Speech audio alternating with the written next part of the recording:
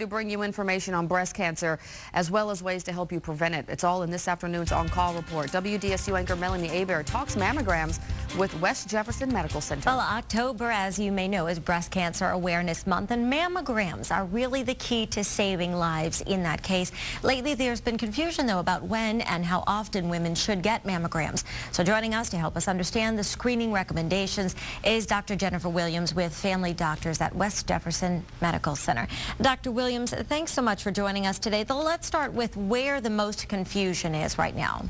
Well, what happened was that about a year ago, the recommendations changed for women in terms of when they can start receiving their mammograms and how often they should get them after they do. And so at what age should people start getting tested? Well, the old recommendation said that women start at age 40 and they got one every year. The new recommendations say that women can start at age 50 and get one biannually, which means every other year, assuming they have no risk factors.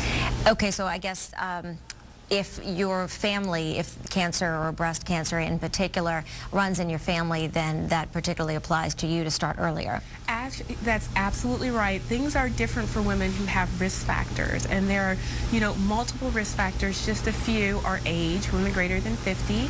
If they, as you mentioned, have a first-degree relative who's had breast cancer, if they have the BRCA1 or BRCA2 mutation, or if they have delayed menopause, these recommendations really do not apply to those women. Okay, and any other risk factors that you wanted to mention? Another risk factor is that some women who have had hormonal therapy can also be at increased risk for breast cancer. The most important thing that patients need to understand, the take-home message is to go to their healthcare provider and talk about getting screened. There are lots of options for patients now. Some women are more comfortable starting earlier, even if they don't have risk factors, and that's okay.